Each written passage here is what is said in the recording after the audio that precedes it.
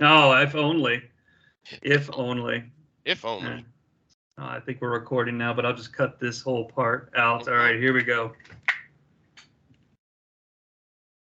North-South connection, audio, video. Welcome to what I absolutely cannot believe is the 20th episode of the Multiverse of Fabulousness. My name is Jonnie C, and of course, with me as always, the man who told me in private, and I promised I wouldn't tell, but I did, the man who loves to be on the receiving end of a big ending, Mr. Keithie Langston. How dare you? How dare you say those things to me out Well, loud? I I told you had that in confidence. well, I had to do it because I think, like a lot of folks, love is in the air. Love is in the air. It's February, and Hmm. even though Valentine's Day has passed, I'm feeling love. You're feeling love. Sure. We privately enjoyed some love before we started recording. Well, we were recording, but that's not for public consumption. No, not at all.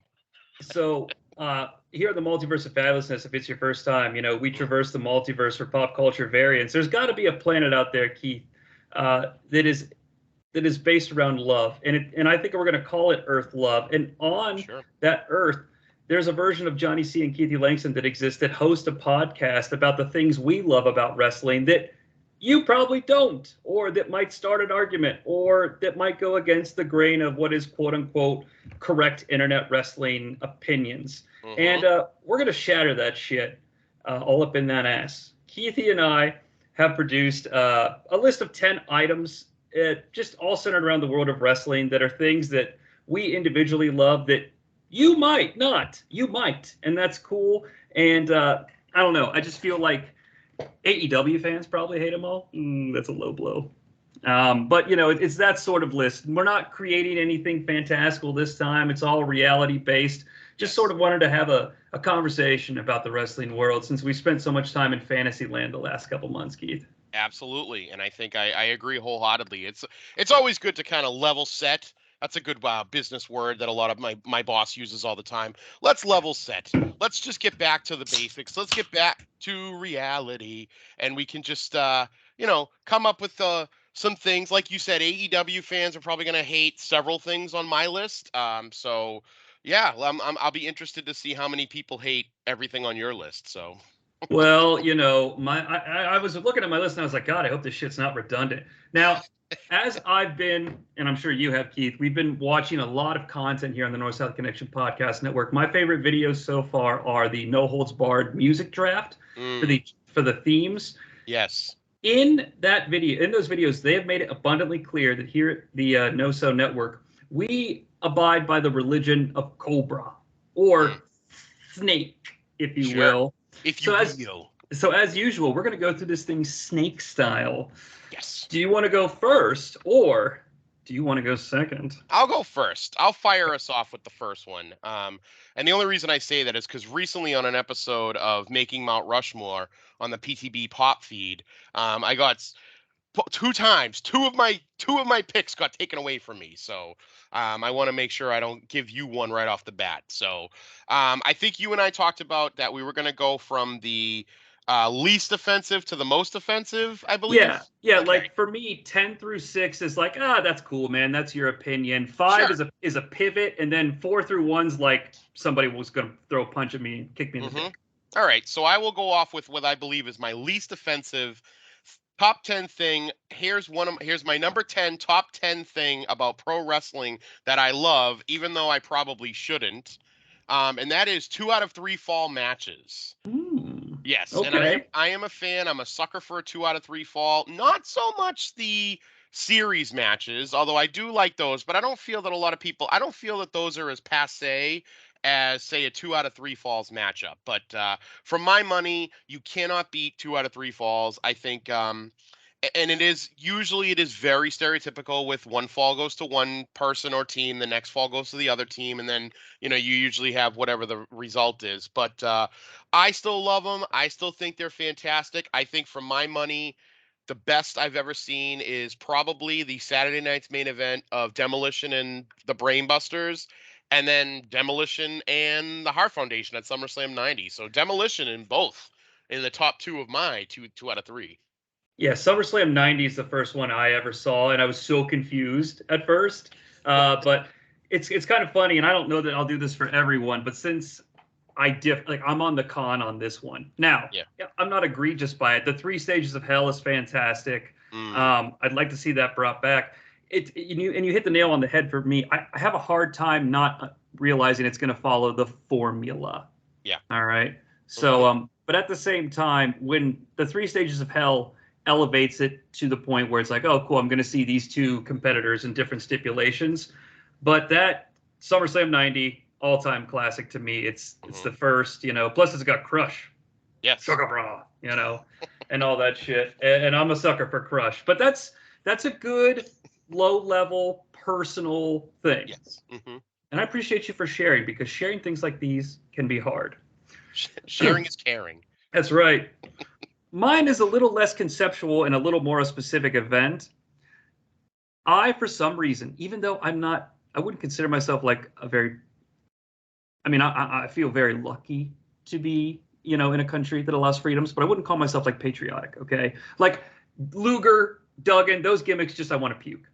For some reason, number 10, I love the debut of the Patriot in the WWF because it's in the heart of the Canadian-U.S. War. I took a note and I rewatched the segment. It's on the July 14th episode of '97 of Raw. Yep. And the Hart Foundation comes out and they lay out all their match stipulations for SummerSlam. Brett says the SummerSlam 3 times. And then Austin comes out and just stands on the ramp. They're in Texas. They play his music and they're like, who's going to team with Stone Cold?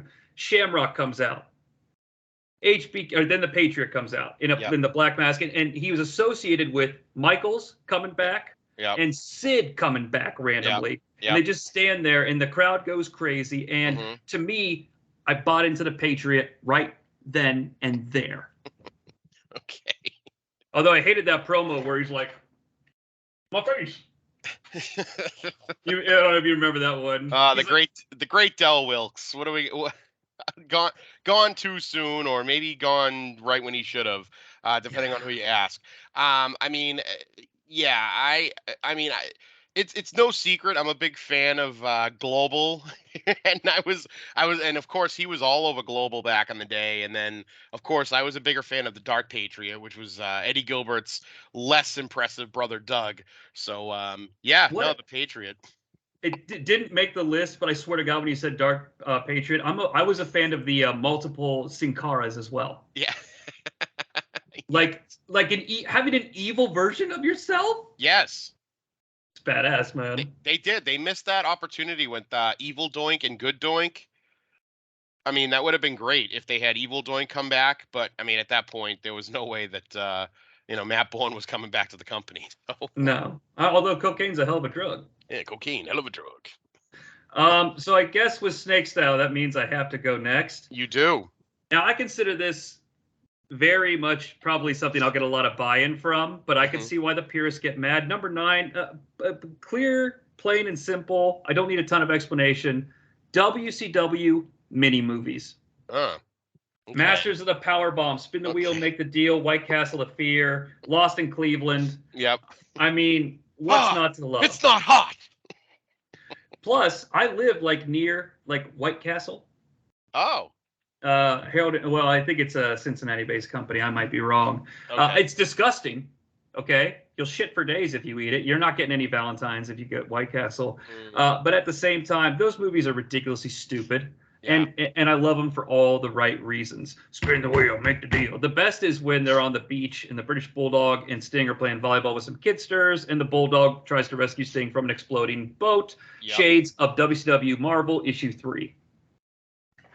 Yes. The less that's said about that, the better, I think. I am definitely not a huge fan of all of them, but I am a fan of some of them. I was a huge fan of the original Spin the Wheel, Make the Deal, and obviously the Lost in Cleveland. I loved everything that Cactus Jack did, and he was in a Spin the Wheel, Make the Deal, I think, with Vader, right? Yeah. So I mean, that was great. But yeah, the beach segment was beyond goofy, and I think that I feel like that the entire remember that episode of not Baywatch. What's the show that Hogan used to do? Thunder in Paradise. Oh no, it was Bro. Baywatch. Wasn't it Baywatch? There's an episode of Baywatch where they filmed it at Bash at the Beach. Yeah. And they got Savage doing ADR in the match, like, come on, come on, I'll get you Flair. I'll consider those mini movies as well. So, did you ever see the WCW All Nighter where they had the slumber party? Eric Bischoff and Tony and the Brain, and I think Gordon Soley. Oh God! And they showed best of matches. That's the first time I ever saw the Halloween Havoc Thunderdome. I don't want to get off topic. Yeah, the chief has ordered me to stay on target, as they say in A New Hope. So, you're 9. I am gonna go with this one is kind of another really not. It's announcers announcing where they're from, either where they're filming from or where they're live from. So, here we are in Houston, Texas. Like, of course, those are like shouting out back to the days of Superstars and Wrestling Challenge. But they did it for a while on Raw, and then it seemed to be something that has phased out. I think it's not that most people don't like it. I think it's just most people don't care. But I always liked it. And there's a reason why this was my number 9, and it's because my number 8 kind of goes along with it. And I'll give you that number 8, and then I'll let you comment on 9 and 8.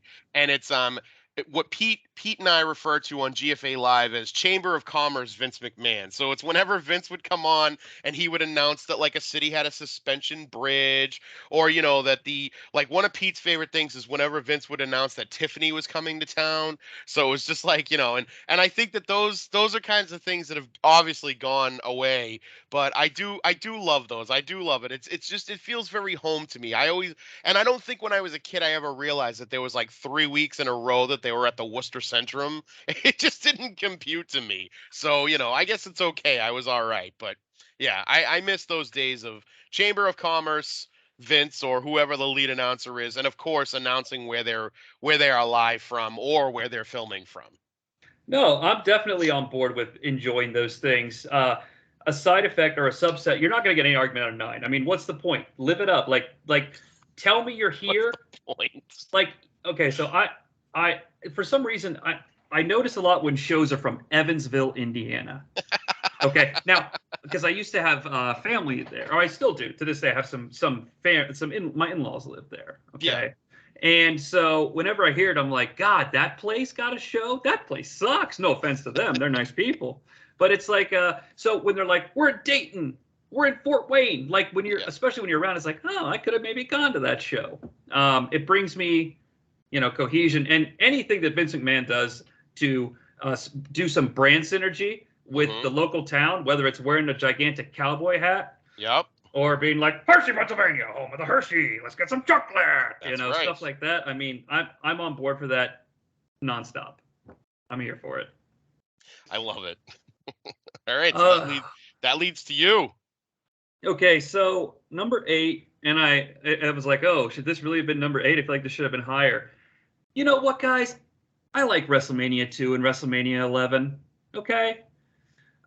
We did WrestleMania 2 for the Cronoso Project. I like all 3 main events and the tag title. That's 4 matches on a show that's less than 3. So what's the problem? Plus, we've got every D-grade celebrity on the sun. They got the Where's the Beef lady who doesn't even say it. She's like, where's? Like she fucks it up. She misses her cue. Herb does a little, jig. Herb.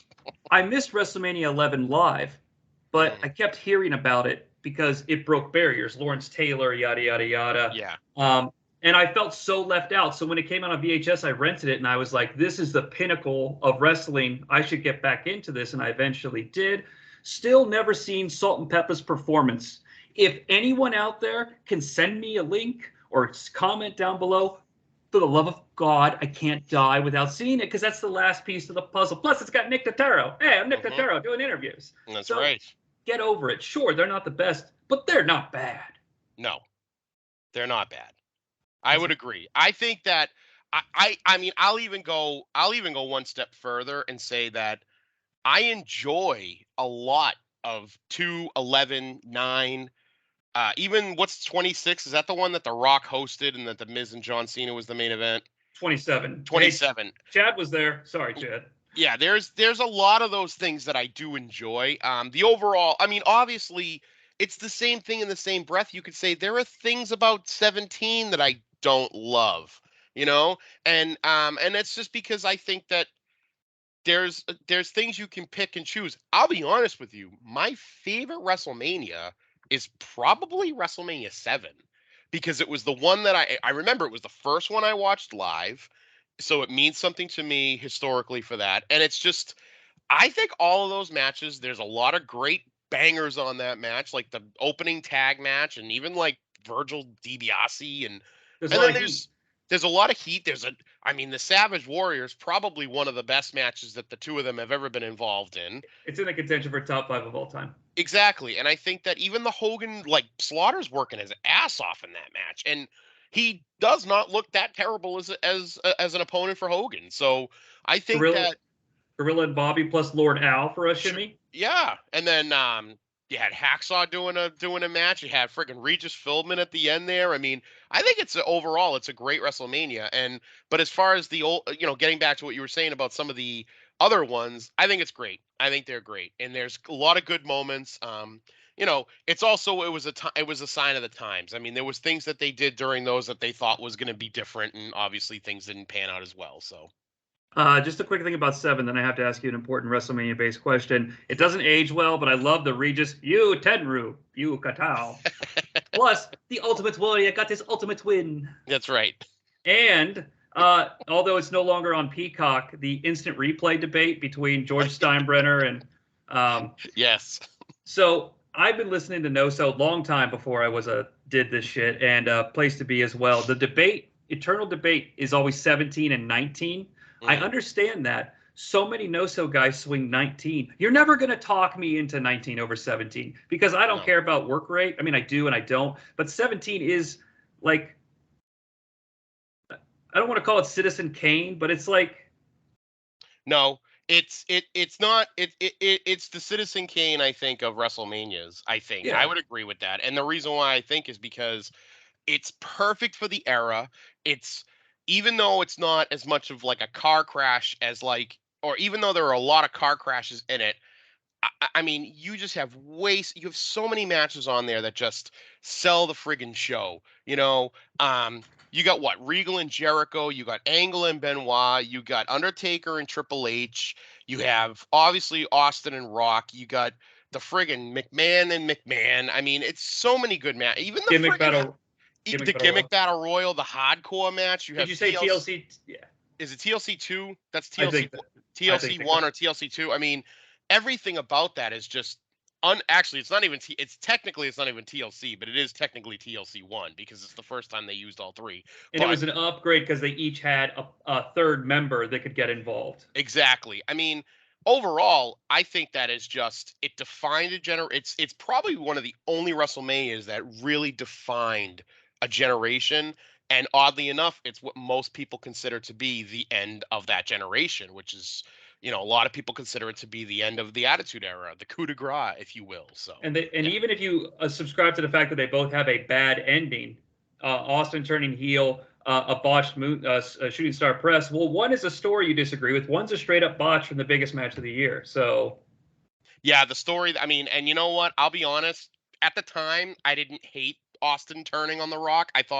Because I thought it made the story perfect. Because he went into and they did the whole thing in the pre-match package where they say, I gotta win this, Rock. I need this belt.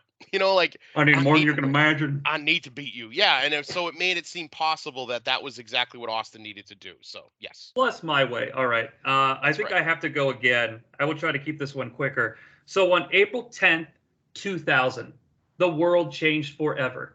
I had forgotten that what I was going to say happened on the same night as the WCW reboot. This is not the reboot. Johnny C's not going to talk about Russo. Okay. I am the Batman. There, it's over. On the same night on Monday Night Raw, Keith, one of my favorite matches of all time took place. Triple H defending the WWF Championship against Taka Michinoku. I had a friend over who was wrestling adjacent. Yeah. We believe there, and I rewatched it. I won't get into the nuts and bolts. There's so much interference. The APA come out. McMahon comes out. We've had it in our head that everybody's out to get Triple H. The title changes like a hot potato anyway. Who's to say they don't give it to Taka until SmackDown? Just to do it. It's not a 5-star match. It's a 5-star experience for me. I love it. I bit on the near fall. Fuck it. I don't care. I'll take it to the grave. I love Taka versus Triple H. Oh, that was mean. I didn't mean it that mean. That is a good match. And it was in that era when anything could happen. So Right. I would agree. That's a great entry on your list here. So for me, I think this is what now, my number 7. So this is kind of another old school thing where and one of my bugaboos I have is I'm not a huge Jesse the Body Ventura fan, and I'll tell you why. I know this is controversial statement. I mean, but it's because more or less is because I felt that he really did nothing more than just bully Vince McMahon. And I know that a lot of it was because Vince was the boss and he was probably the only person that could get away with doing it to Vince and everything. But I just didn't find his things that he said as witty as like Bobby the Brain Heenan. And I know that Bobby kind of followed Jesse's, modus operandi, but I liked Bobby better. So with that respect, I will say I always enjoyed the pairing of Gorilla Monsoon and Jesse because I always felt that Gorilla Monsoon wouldn't take any of Jesse's shit during the pay-per-views like Vince would, because Vince would get bullied by Jesse during Superstars and like Saturday Night's Main Event, and Gorilla he didn't have time for that. He would, and I almost feel like he didn't have the same back and forth like he did with Bobby with like, I'm going to throw you out of here or whatever. You just knew he just didn't take his shit. And I felt like even those couple of pay-per-views that Tony Schiavone was doing it, Tony kind of took Jesse's shit. Gorilla didn't. So my thing is Gorilla Monsoon not taking any of Jesse's shit. And I just loved it. It's interesting because Jesse's almost like an Attitude Era style heel in a sense that he's too cool to hate. Yes. Whereas Brain and Gorilla's bigger, Bobby's tinier, but more so, it's more of like a duo. Yes. You believe like Jesse would beat the shit out of Gorilla. I'm not trying to be mean, but it's like absolutely. So I get like that. I feel like when Gorilla throws Bobby out of Monday Night Raw, that was like a legitimate, like, he legitimately put his hands on him and took him out, and Bobby wasn't going to be able to fight it off. So it's more Bobby and Gorilla is just a classic, like heroes. The hero's journey is a classic thing. Yes. I mean, good, big good guy, tiny little bad guy who's smarter. It writes itself. So next on my list here, I will say is, and this is, again, it's kind of an old school thing. Hasn't happened a ton recently, but it's masked wrestlers who were previously banned act people. So, and I said for like examples like the Midnight Rider, the Yellow Dog, Mr. America, the Giant Machine, and I always loved it because just like Mr. America, it was so blatantly obvious who it was under the mask. And that's one of the things I love, that even though it's so cheesy and so stupid, I just love it. I love when you had a masked wrestler who either loses a loser leave town, or he's out for some reason, he's suspended indefinitely. Remember when like John Cena was suspended and he was doing the house tour as Juan Cena? Yes. That's the most recent incarnation I think of it, was he was Juan Cena. And I don't remember if he was under a mask. I think he was under a mask. Like, I think he wore like a luchador mask, but he still had on like the jean shorts. So he was Juan Cena, John's Mexican cousin. So yeah, I'm all for it. Mr. America, I mean, it's just the right amount of cheese. The key thing, I think, is you need someone to correctly play off of. Like, Mr. America had Vince. That's clearly Hulk Hogan. Oh, dude, it says Mr. Look at the belt. It says Mr. America. I mean, but that's the thing. It's just so ridiculous. It hits just the right spot. I could see Seth Rollins being the heel in that scenario, doing it to a babyface. He has like the perfect type of guy because he gets his buttons pushed well. Mm-hmm. Nah, no arguments for me, man. That's a good pick. That's a really good pick. Although I heard Yellow Dog failed, but it always cracks me up watching the pay-per-view and Jim Ross is like, Yellow Dog. And it's not Flying Brian. Well, it might be, but it's Yellow Dog. Not Flying Brian for University of Cincinnati. Yeah. He's got some Bengal intensity, but it's Yellow Dog. At least it's not that goddamn octopus man, Keith. That's right. Oh, Jesus. Let's talk about the octopus man. All right. Well, I got way to goddamn rumble. All right. So my number 6 and this is not a shameless plug, it just got added to the list a couple days ago, bumping an honorable mention of I love that China beat men for the Intercontinental title. That's all I'm going to Okay. say. We Oh can't talk yeah. about it. All It's an right. honorable Yep. mention. Okay. I love Halftime Heat 99. Who hated Halftime Heat? Well, that's That why was it's fantastic. like the whole show is tremendous. It's got a good plot that runs through the entire thing. Okay, Yes. here's the shit take though. It's the Attitude Era version of the main event, Hogan versus Andre. The main event is a perfect show. All three titles defended. The world is watching. Halftime Heat. The big game is at halftime. The world is watching, and even Vince knows that because on commentary he's like, "The Rock taking on Mankind. What are you watching?" You might ask. Well, it's soap opera. It's a little bit of One Life to Live. It's Roadrunner. It's Broadway meets opera.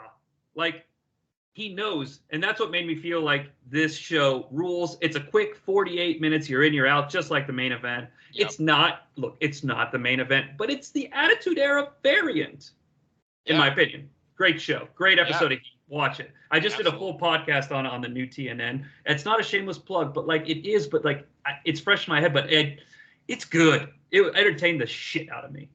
It's good. But I could see guys like Dave being like, this empty arena match is stupid. He's taking a phone call in the middle of a match. Well, if he took a phone call in the middle of the match in the Tokyo Dome, that would be fun. That's right. 5 stars. 10 stars. All right, I have to go again. Yes. All right, so this is my pivot man because this statement I think a lot of people will agree with, but I'm very stern on it, and I'm not willing to be moved on it.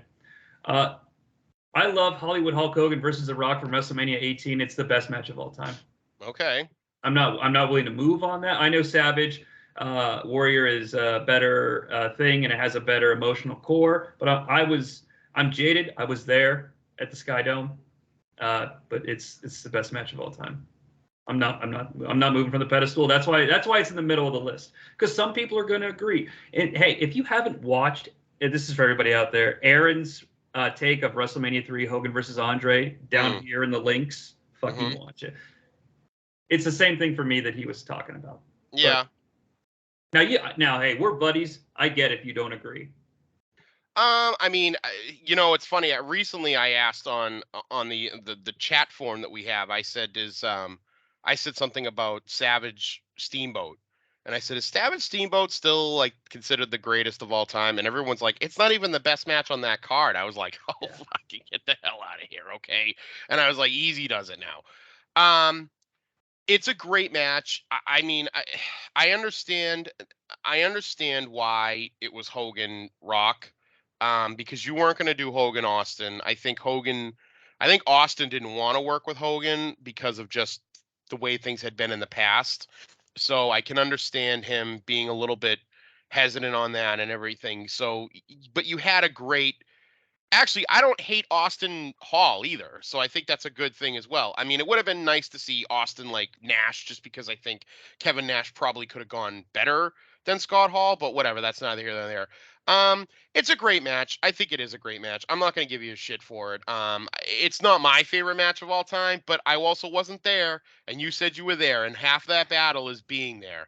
You know? I was there in full Hogan garb, so I was one of the early adopters. Oh boy. I had the old school Hulk Rules bandana on. Oh wow. I wore bandanas every day back then, but that's not here nor there. But the fact is, I went home and fished it out of the box. I had just turned 19, Keith. I was in Canada. I was drunk. Sure.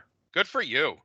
But even on rewatches, like, it's just crowd engagement is big for me. Like, it might be the biggest thing, to be honest with you. No, I love that. And that's one of those matches. That's that kind of match. It's a total crowd match. So I get you on that. Sure.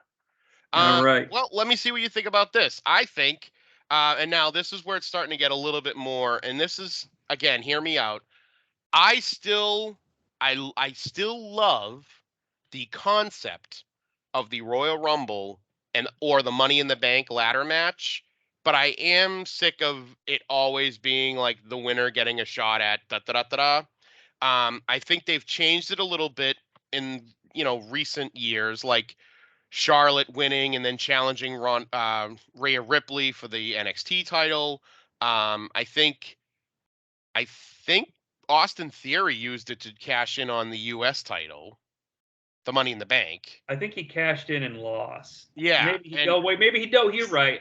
You're right. He did. I think. He yeah, because did. I think like Yeah. Bobby Lashley was like the U.S. champion, and then I think that was one of the times Brock came in and like fucked him up, and then he went and he pinned Bobby Yep. Lashley or something. So as a concept, I still love it though, and it's funny. I was watching. I like watching Young Rock, and this just came up recently. I was watching the one where it's talking about Pat Patterson when he was young and in the 1960s and everything, and he's telling how he comes up with the concept of the Royal Rumble. And I'm like, that obviously probably didn't happen that way, but whatever. I'm like, I know that Pat Patterson came up with the Rumble. And just listening to how they explained it again, I was like, God, that's such an amazing match. That's probably my most favorite pay-per-view of the year. I still love it. I love betting on it with my friends. Like we all pick numbers and stuff like that just to see who wins. It's just, and like I said, the whole concept of like winning a chance at a championship, I'm okay with. It's just always, I guess it's more or less like I don't think it needs to be. I would love to see them mix it up a little bit. I don't like the obviousness of who wins. Like I want, like I was saying, I go, what would be so great next year is if like Ricochet won just out of nowhere. Like have somebody that wins it that shouldn't even win it. Like I think one of the only things that's great about '89, except for the Hogan Savage interaction, is that Big John Studd won, and everyone's like, "Who the fuck? Why is Big John Studd winning this?" So Right. yeah, that's just my theory on that. So it's interesting because we're higher up on the list. I watched the most recent Royal Rumble with my son. He's 10. We were marking out for Gunther. We were on board the Gunther Express, but here's the kicker. In the back of my head, the whole time I knew Cody was winning, even though we were like, come on, Gunther. Like, Right.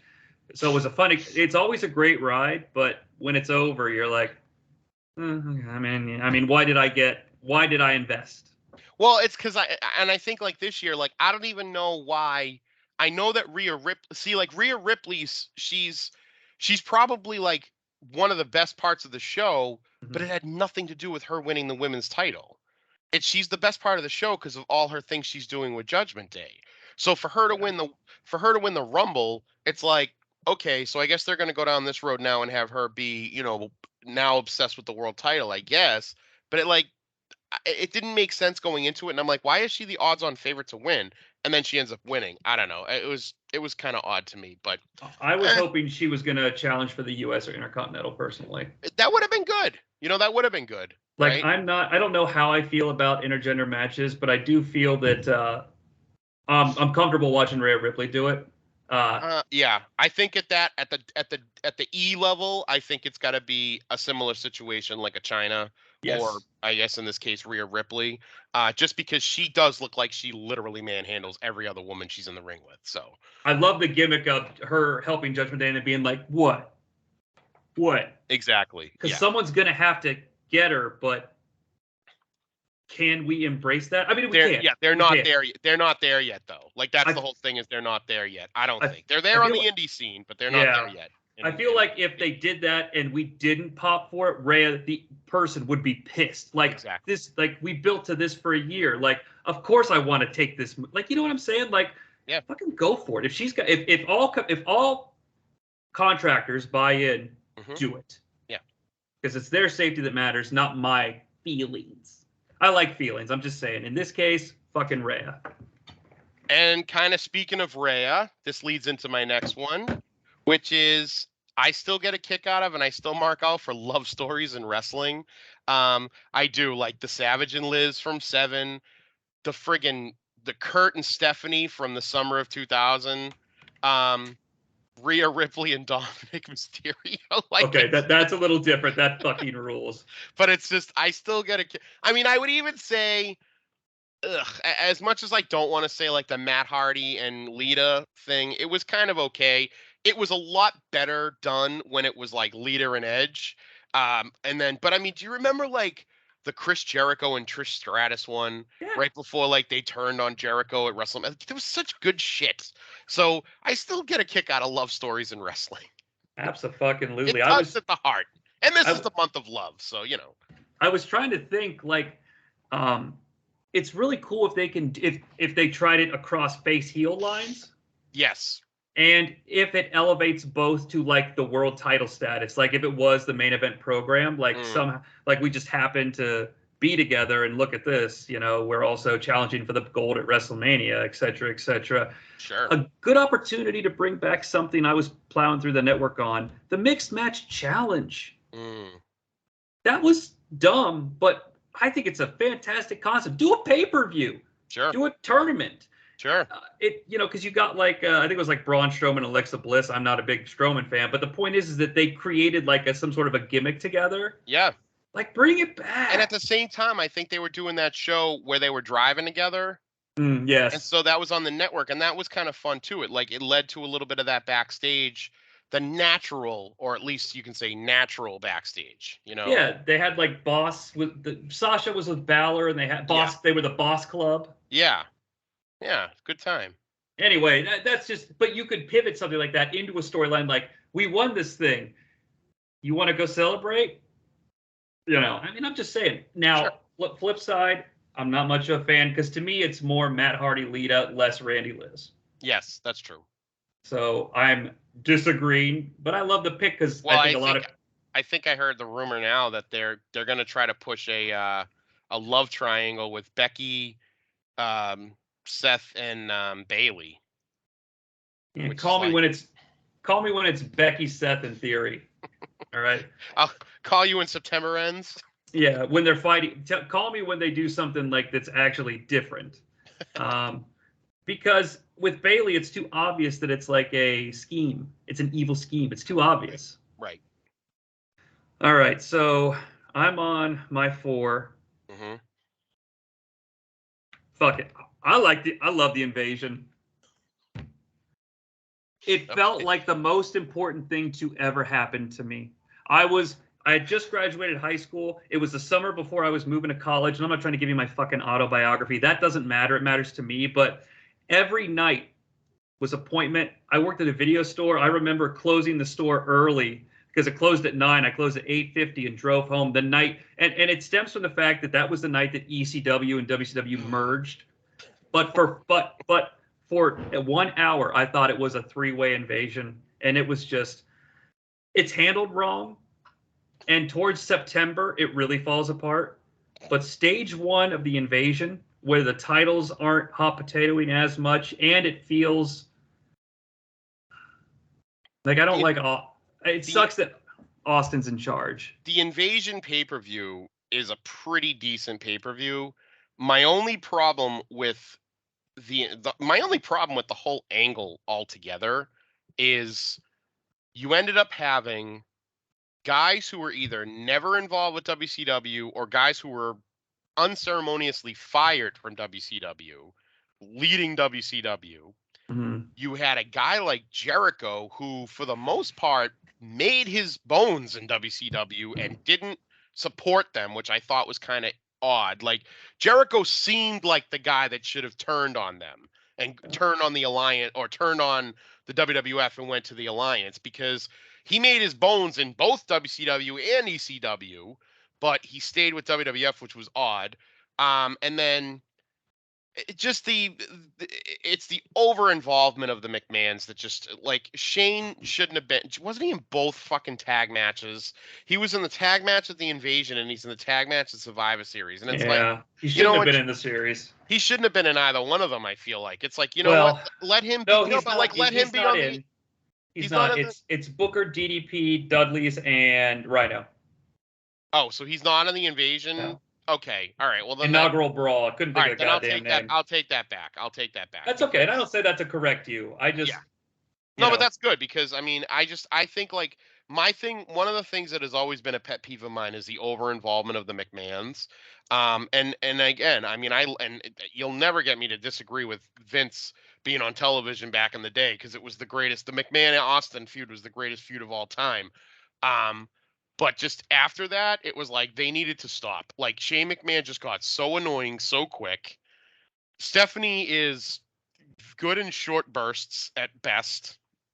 Let's say they do everything the same with the exact same roster, okay? But once Shane and Stephanie announce that they purchased, once they do the merger and Stephanie walks out in the dress and does the look, they say, and here are the people we've hired to run. And Heyman gets in the ring and Eric Bischoff comes out. They still have the same talent. They do the same matches, the same overindulgence with the belts, but Bischoff and Heyman are in charge of the alliance? I think it increases it. I think it improves it a lot. I don't even think you need Bischoff. I think you could have had Paul Heyman because he was a big deal in both. He was a big deal in Yeah. both. Obviously, you're going back, but also the roster thing. I mean, they had the invasion angle with the best known guys. The top guys that they had were DDP, who they embarrassed, and then Booker T, who they kind of embarrassed as well. So I don't know. That's a whole nother show you and I could do, a whole nother multiverse of fabulousness where we try to rebook the actual invasion angle correctly. I'll freely admit it's definitely like I love it. Like I love the movie Mannequin. Like I get it. Like I know it, but at the same time, I'm not going to turn it off. You know. Okay. I'm not going to turn it off. No. Alrighty. Do I have to go again? Yes. Okay. I just didn't want to fuck up the. Nope. This is your number 3. This is something that I love regardless. Starrcade 90 Collision Course. Main evented by the Black Scorpion versus Sting in a steel cage and featuring the Pat O'Connor Memorial Tournament of tag teams. Have you seen the show? Yeah, of course. Heyman and Jim Ross are on commentary. The Black Scorpion's entrance is amazing, but JR's insistence to use the Starrcade stats. Like, they have these things called, Bobby Eaton's from the Dark Side, formerly Huntsville, Alabama. If we could just pull up the Starrcade stats, it's like a graphic with name, weight, location, and a fun little fact. And he's like, can we get the Starrcade stats? Can we get the Starrcade stats? Can we get the Starrcade stats? And then they finally show up. Oh, boy. And they call Jim Ross doesn't know if it's Rey Mysterio or Rey Mysteric because on the key it's Rey Mysteric. So he'll say it 3 different ways in less than 30 seconds. It's so good. It's so bad. It's so good. It's an all-timer. I will put it on in the background the way people put on Royal Rumble 92. I like Starrcade 90 actually. I don't hate that. I think I loved all the old early, like the 90s, early 90s, late 80s. Well, shit, I like all the 80s. I think NWA WCW is great. I think it didn't really start to turn bad until, I don't think it turned bad until they signed Hogan. But that's just my deal. But yeah, no, I friggin' dude, the skyscrapers, come on. Yeah, they reunite for 30 seconds, and it's great. It's so good. And there's the dude from the Soviet Union, Zangief, who's like the bassist for Zangief from Street Fighter. Yes. He's like big hairy man. Yes, so good. So good. Yeah. And I mean, where else are you going to see Rey Mysterio Sr.? Yeah, or the Team New Zealand's like one of the dudes from Public Enemy, Colonel DeKlerk. Colonel DeKlerk and Jim Ross goes on all night about the seeding of each team. Well, Japanese team is seed number 2. Seed number 2, of course, number 1 seed, United States Tag Team Tournament, the Thomas Steiner Brothers. Colonel DeKlerk. Terry Taylor's the son of a physician looking at the Starrcade stats. And then the Starrcade stats for the Black Scorpion, it's just all question marks. Like it's the final boss in a fighting game. But not only that, but like Luger and Hansen's a great match. See, you got Doom and Anderson and Wyndham. I mean, that's a hell of a pay-per-view. Yeah, you know? I mean, I think the fact I put it so high is because the tournament has some stinkers where it's like Colonel DeKlerk there's too many of them, and the Scorpion. And the guy who's refereeing that match, who's like, I'm the toughest guy to ever lose a cage match. Oh, you mean Dick the Bruiser? Is that who? Okay, thank you. Dick the Bruiser. But I will say that you had a hell of a tournament final with Steiners and Muda and Saito. So I mean, that's prime Steiner brothers. So. And of course, JR's like, well, I always got a battle of Detroit, Ford and Tokyo, or Ford and Toyota. He turns it into a fucking car thing, like it's an '80s movie. Oh, the stats! Can I get one more of this? Can I get more of the Starrcade stats? Now, if we can show the Starrcade stats for Colonel DeKlerk. He's born in New York City by way of South Africa. Jonnie, he hadn't had his stroke yet. Colonel DeKlerk. Seeded. Their late entry against the Malenkos and Chris Benoit, Pegasus Kid, who I think both appeared. The Malenkos appear. No, that's the NWA United Tag title. That's the NWA tag match with the Puerto Rican. Do you love the Puerto Rican team? Yeah. There's Bill Watts. Now, something happened with the Puerto Rican team. If there even was an accident, Puerto Rican team. Fucking Beef Wellington. His name is Beef. His name was Beef Wellington. Oh boy, that's another great tournament. I did a show on that. I'm not shamelessly plugging, but I'm just saying, like, I love it that much, and that's why I'm laughing. Yeah, Before we even knew each other, I did a show on that. So so it's good, just it hit me right here, man. That so good. NWA tournament. Now, folks, Dr. Death and Bam Bam Terry Gordy are taking on a Colonel DeKlerk in a handicap match. Colonel DeKlerk, of course, number 48 seed. out of South Africa. Dude, Colonel DeKlerk teaming with Kato. I'm done. Yeah. Okay. All right. So back to me. This is my. Now we're in the top 3 here. So this is one that is. I loved when finishers were finishers and not transitional moves. There is nothing that drives me more insane than seeing somebody hit someone with a DDT and then that guy gets up immediately afterwards. I hate it. I am never going to be a fan of transitional moves having been finishers. I loved it when you hit the finisher. When Jake hit you with the DDT, that was it. When Savage hit you with the elbow, that was it.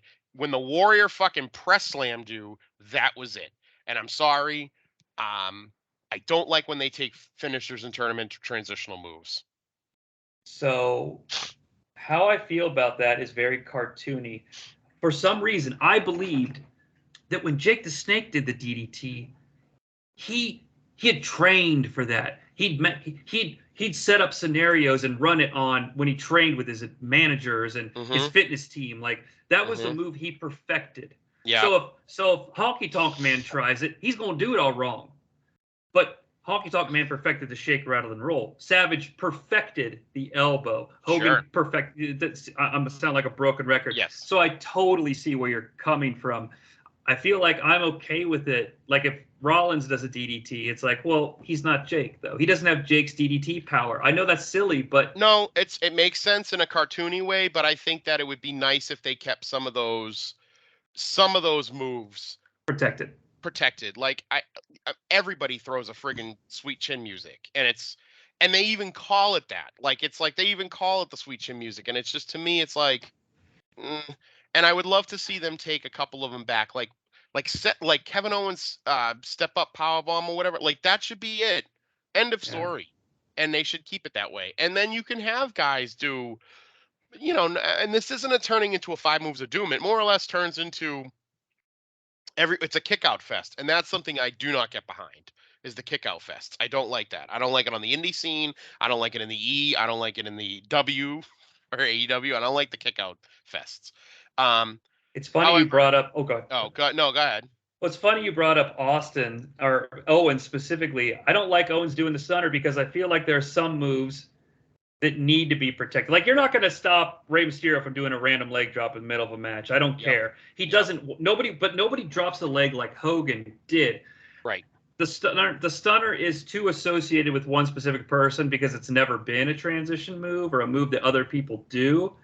To me, it's like that's where I draw the line. Uranagi or a rock bottom, I'm not so much, but there's something about like the stunner specifically. It's so specific.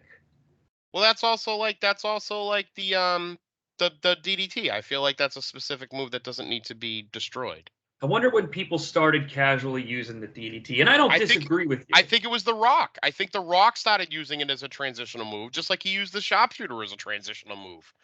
And it was like once he started doing that, I think everybody started to. And it's funny because like Alexa Bliss tried to bring back the DDT as a finisher, and like nobody bought it anymore. It's been too long. Exactly. So at least nobody's using that fucking overdrive. Do you remember the overdrive? The playmaker of MVP would do it. I think that was Orton's first finisher. I thought you were going to bring up DDP and Orton. No. Because each of them have had it for so long. They've had their own thing. Yeah, but I like the cutter. Yeah, and it's funny because Orton's one of the few that I feel like when he hits the out of nowhere, it's like it still kind of lasts.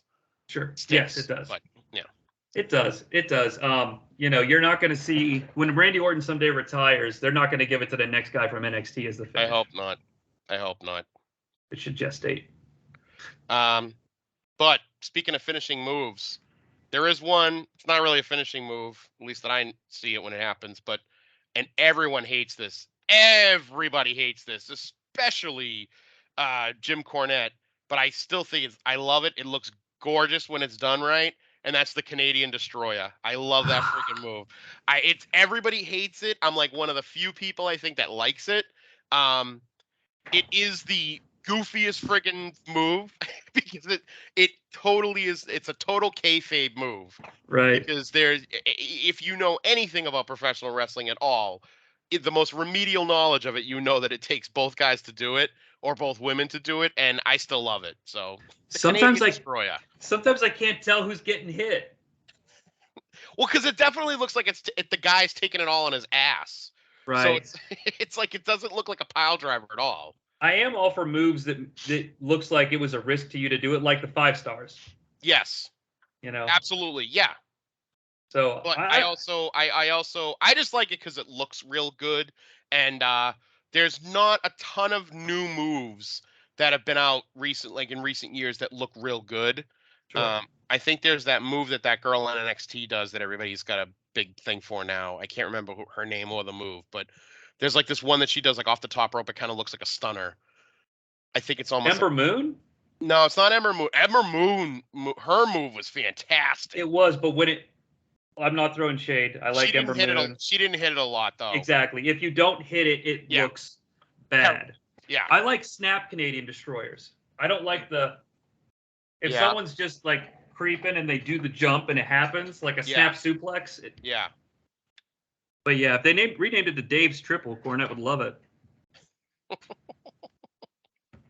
All right. Now, geez, you're up now. All right, I think I have to do the 2 and 1, or that was your 2? That was my 2, yes. Okay, then I don't feel bad doing my 1. Then you can finish. All right. All right, number 2. I love the first 35 weeks of NWA TNA weekly pay-per-views.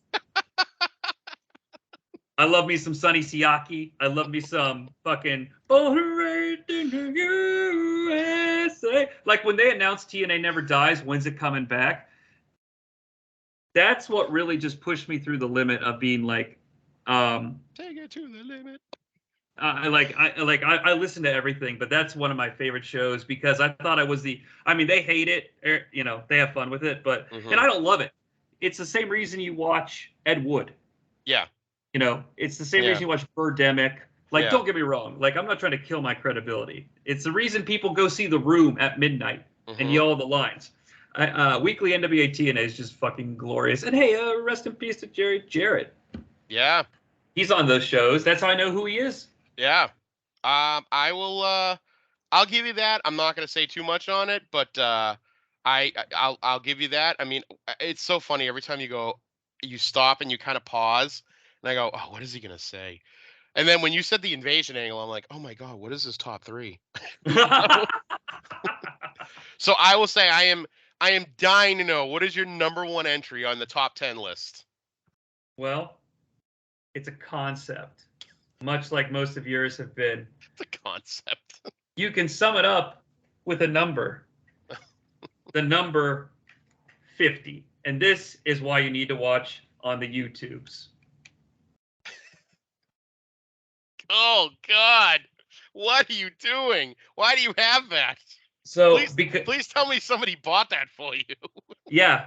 Somebody named Johnny C. went to a SmackDown. Now, we'll explain. Went to a SmackDown in 2017 specifically because I knew I could go and buy that shirt. And I knew they would have it because he was the WWE champion. He's the 50th WWE champion. Oh, boy. The modern-day Maharaja. And what I held up was my modern-day Maharaja shirt. Now, it's not Jinder as WWE champion.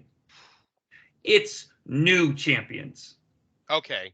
And it goes back to 1992 when I turned on Superstars and Mean Gene was like, here in Saskatoon, a new champion. And Bret Hart comes out, who I hate. And I'm like, but at the time I was like, Bret Hart won the gold. He's not a champion guy. It's guys like Bret's first victory. Sheamus putting Cena through the table at TLC. There's one I'm forgetting. Who is it? JBL. I get reinvested in the product when they promote someone out of the blue, unexpected, that should not be promoted. It gets my ass in the door to see if how they're gonna handle it. It's like brand management to me. It fascinates me. Jinder being the most recent I could think of, because he held it for some time. Yes, I went to a SmackDown in Dayton and I was yelling, "Don't hinder Jinder." I was fucking bowing. His song, I don't care. His music fucking rules. Okay. I was yelling, "Colossus, don't hinder Jinder." Okay? Okay. Don't I'm mess. not gonna say a damn thing. I'm gonna say a goddamn thing. Oh, there's a goddamn man. Got a goddamn turban. Down to Now, Jinder. now that's okay. Now, fans, I'm not saying he can't wear that, but he's representing this company. He's representing everyone in this world. This gag is not going well. I love how the Singh twins or the Singh brothers bounce around like ping pong balls for Randy Orton at that Backlash. I rewatched the Backlash match and the TLC match where Sheamus wins. I love the bull rope match where JBL wins. I love JBL as champion. Yeah. Who saw it coming? So take a mid-card guy that should never be champion, make him champion, and you're getting a shirt sale at least out of old Johnny C. Look at that elephant. God, King, that elephant looks dangerous. I think he should be the champion. And if that's some sort of like thing that's not an elephant, it's ignorance, and I apologize. Okay. All right. Well, that leaves it down to me, right?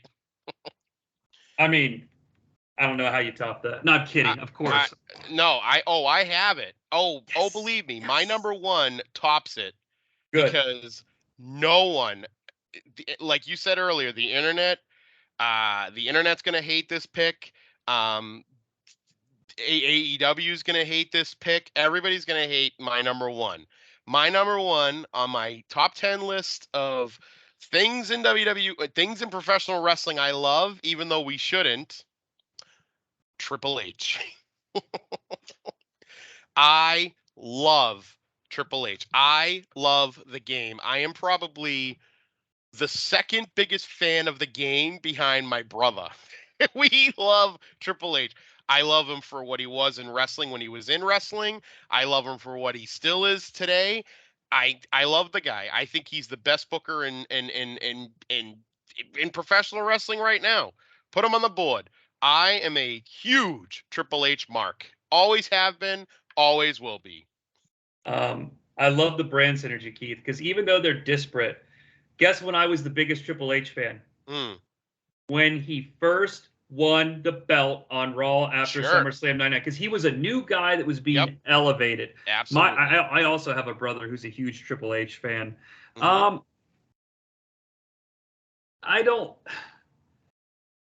It's hard to disagree with how much he's given.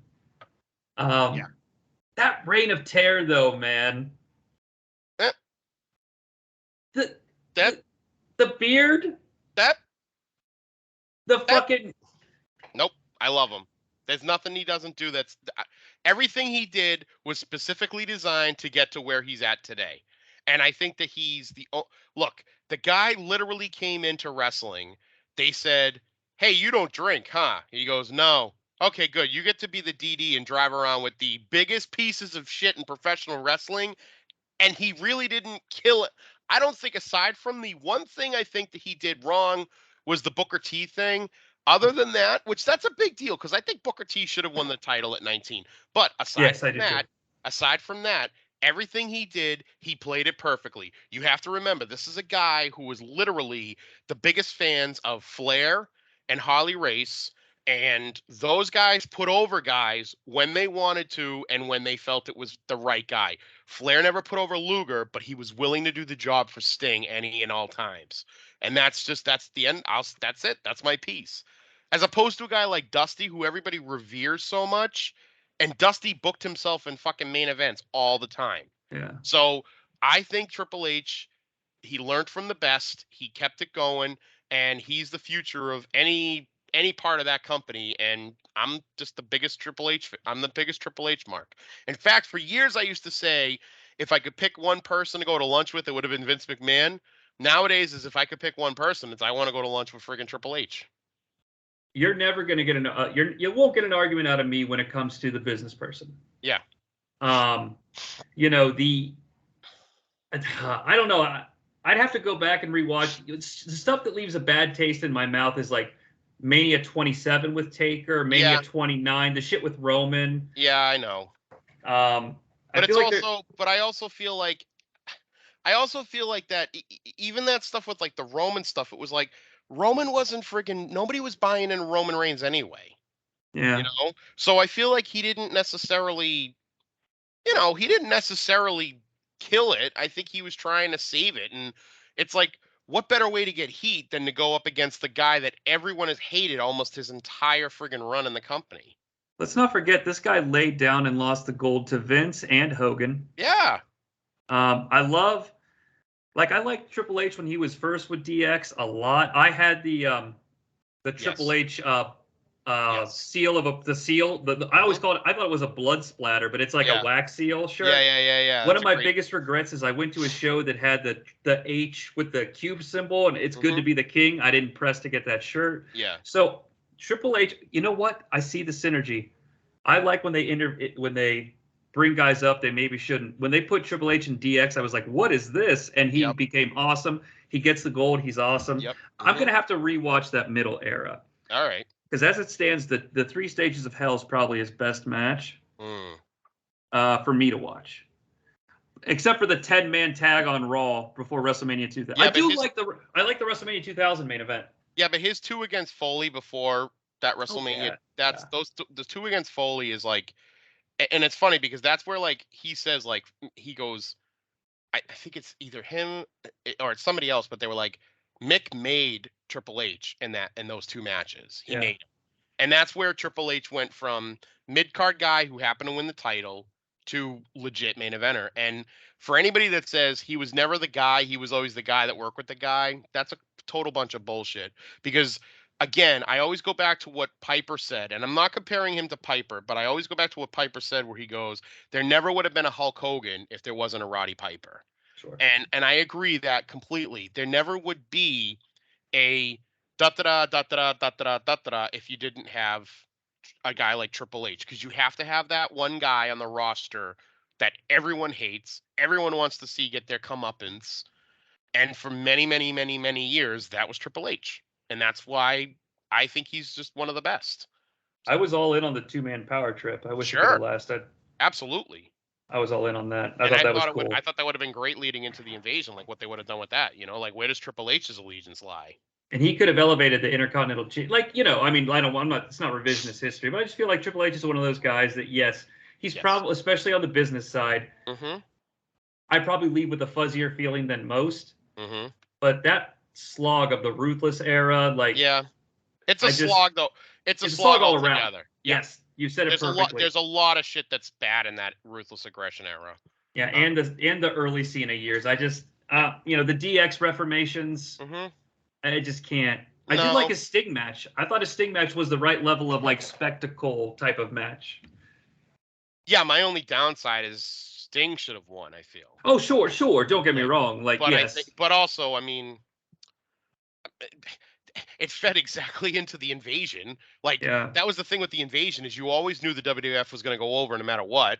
Anytime like Sting was never going to go over Triple H. It's just he was never no. I But love when he gets in a fight with Schwarzenegger. Triple H. That's one of my favorite episodes of SmackDown. When he it's great. Triple H, I'm here to promote End of Days, but I'm going to punch you. It's great. It's amazing. Well, shit. I can't. We breezed. But I Yeah. love it. I hope it was something that people could, digest. It was a little more focused on our individual aspects, but it led to good conversations about the product as it's Yeah. changed over the years.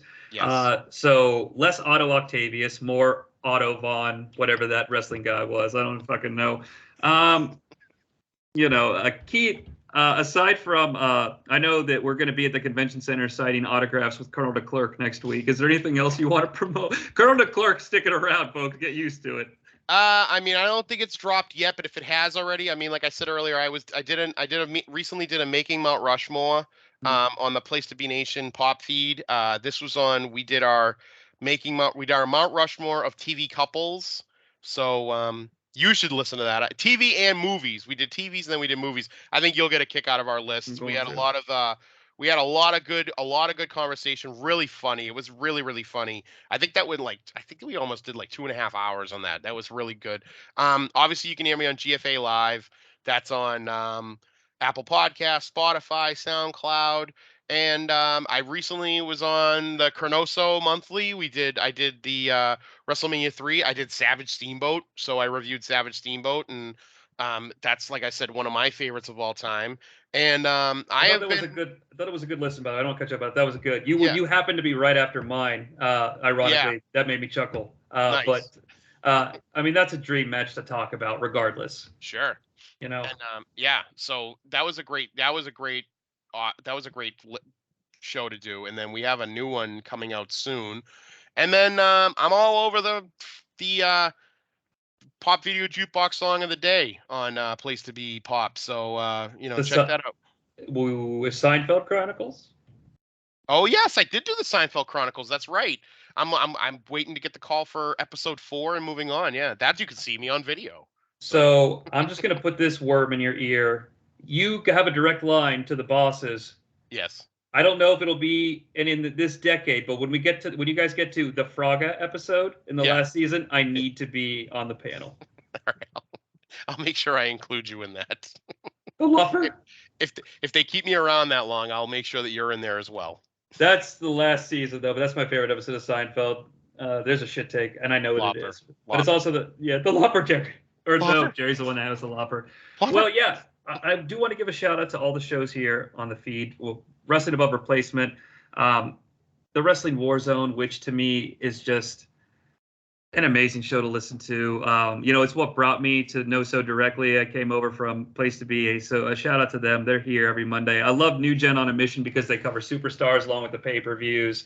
Ruthless Aggressive did a bang-up job on WrestleMania 19. I will say that even though you're never going to convince me it's better than 17, it was a great show to listen to, cut in multiple parts. I don't want to forget anyone, but check out the YouTube feed. Jenny shows on every Wednesday. Keith, I know we're going to grace her with our presence here sometime in the future. Yep. But there's so much stuff to listen to. It fits your fandom, basically. Cheap plug for my own feed, the new TNN. Yes. The channel that WWE Raw moved to, the new TNN. I did 4.5 hours on the 1997 epic Batman and Robin. It almost ruined my life, but I came out on the other end very happy. And it just dropped a show on episode on Halftime Heat, but I'm not going to talk about myself. But I think if you like this show, you'd like it. Awesome. So why not? Well, thank you so much for having me on tonight. Oh, dude, we're next month. We're old enough to drink. Yes. Now I can't promise it, but last March we started a Multiverse of Fabulousness tradition that I might want to carry on. Okay. So Keith, if you haven't listened to the March episode, you should. But that being said, I know that one of my gags is I don't have a catchphrase, but I'm way too tired. So I do have a catchphrase I use, and I'm going to adapt it to this. I'm Jonnie C. He's Keithie Langston. And a winner is you. And that's our catchphrase. God bless. I hope you got laid for Valentine's Day. Oh, God. No. Thank you. Thanks for bringing that up. Fair enough. And well, as they say in those fancy foreign films that Otto Octavius directs, they say Finn. So Finn.